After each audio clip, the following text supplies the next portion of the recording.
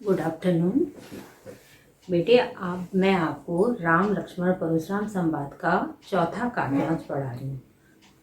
चौथा चौपाई और दोहा छंद। ठीक है। लक्ष्मण के वचनों से क्रोधित होकर के यहाँ पर परशुराम विश्वामित्र से कहते हैं, कौशिक सुनहु मंद यहु बालक। कौशिक किसके लिए कहा यहाँ पे? विश्वामित्र के लिए। कौशिक सुनहु मंद यह बालक, कुटिल काल निज कुल घालक। हे विश्वामित्र सुनो, यह बालक, यह लक्ष्मण जो है मंद बुद्धि का है। कुटिल कालवश निज कुल घालक, यह दुष्ट प्रवृत्ति का है। कुछ ही क्षणों में यह काल के वश में हो जाएगा। निज कुल घालक, और यह अपने कुल का नाश करने वाला है। भानु वंश राकेश कलंकु, यह सूर्य वंश रूपी चंद्रमा पर कलंक के समान है। अंडरलाइन कर दीजिए बच्चे इसमें, रूपा कलंकार कि सूर्य वंश रूपी चंद्रमा में कलंक के समान है। निपट निरंकुश अवध असंकु, यह क्या है? मनमानी करने वाला बालक है। अवध असंकु, अब इसका वध करने में कोई शंका नहीं है। अब मैं इसका वध कर सकता हूँ, क्योंकि यह बालक क्या है? अवगुणों से भरा हुआ है। काल कवल होवई छनमाई, कुछ ही क्षणों में यह काल का ग्रास बन जाएगा, अर्थात कुछ ही क्षणों में इसकी मृत्यु हो जाएगी।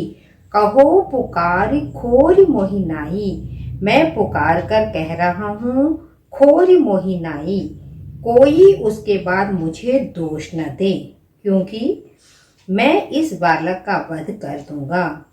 तुम हट कौ जो चहु उबारा, अभी तक हे विश्वामित्र तुम्हारे कहने पर यह बच रहा था, अर्थात तुम इसे बचा रहे थे, पर अब ये मेरे हाथों से नहीं बचेगा। कहीं प्रताप बल रोष हमारा, हे विश्वामित्र तुम इस बालक को मेरे पराक्रम, मेरी शक्ति और मेरे क्रोध के बारे में बता दो।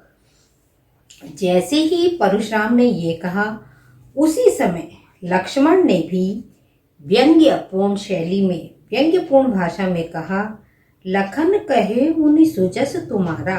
लक्ष्मण ने कहा, हे मुनि तुम्हारे यश का वर्णन तो तुम ही अछत को वर्णे पारा।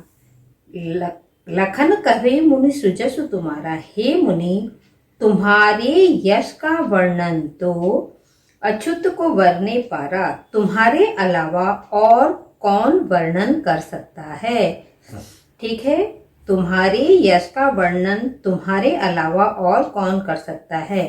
अपने मुँह तुम आपने करनी, मुहावरा है अपने मियाँ मिट्टू बनना। ठीक है, कि अपने मुँह तुम आपने करनी। हे मुनि तुम अपने आप की तारीफ कर रहे हो, तुम अपने आप अपनी तारीफ कर रहे हो। बार अनेक भांति बहुवर्णी, कई बार कर चुके हो। अनेक प्रकार से तुम अपनी क्या कर रहे हो? तारीफ कर रहे हो। बहुवर्णी, और बहुत बार तुम अपनी तारीफ कर चुके हो। नहीं संतोष तू पुनः कछु कहो, अभी भी अगर आपको अपनी तारीफ में कुछ और कहना है, अभी भी आप संतुष्ट नहीं हैं, तो जनि ऋषि रोग दुसौ दुख सहु, तो तुम कह दो जनि ऋषि रोग की दुसौ दुख सहु, और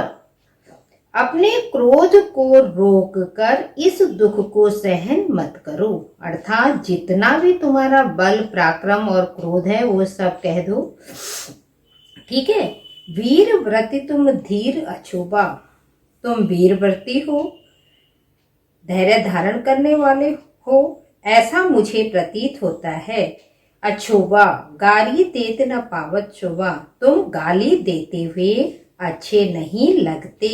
वीर वर्तितुम कि वीर पुरुषों और धैर्यवान और मुनियों का यह कर्तव्य है कि वो दूसरों के लिए अच्छे शब्द बोले, परंतु तुम मुझे गाली दे रहे हो तो गाली देत न पावो शोभा। गाली देते हुए तुम क्या नहीं लग रहे हो, अच्छे नहीं लग रहे हो।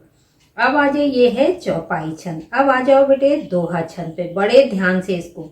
लक्ष्मण परशुराम को कहते हैं, सूर समर करनी करही कहीं न जना वही आ। कि सूरवीर अपना पराक्रम युद्ध भूमि में युद्ध करके दिखाते हैं। सूर समर करनी कही न जना वही आ। कि सूरवीर जो है अपना पराक्रम युद्ध भूमि में युद्ध करके दिखाते हैं। विद्यमान रन पाई रिपु कायर कतहि प्रताप। ठीक है, अब इसका दोहे का बहुत ध्यान से इसका अर्थ समझो। क्या बोल रहे हैं लक्ष्मण परशुराम को कि सूरवीर अपना पराक्रम युद्ध भूमि में युद्ध करके दिखाते हैं, बातों में अपनी वीरता का बखान नहीं करते। युद्ध भूमि में शत्रु को सामने देखकर विद्यमान रन पाई रिपु, युद्ध भूमि में शत्रु को सामने देखकर कायर कतहि प्रतापु, कायर पुरुष ही अपनी वीरता की प्रशंसा करते हैं। ये कौन कह रहा है यहाँ पे? लक्ष्मण। किसके लिए कह रहे हैं? परशुराम के लिए। क्यों कह रहे हैं? जब परशुराम ने अपनी तारीफ की और विश्वामित्र को कहा कि तुम इस लक्ष्मण को समझा दो कि मैं बहुत पराक्रमी हूँ, बलशाली हूँ, मेरे अंदर बहुत अधिक क्रोध है, इसे तुम समझा दो कि वो मेरे लिए ऐसे अपशब्द ना कहे।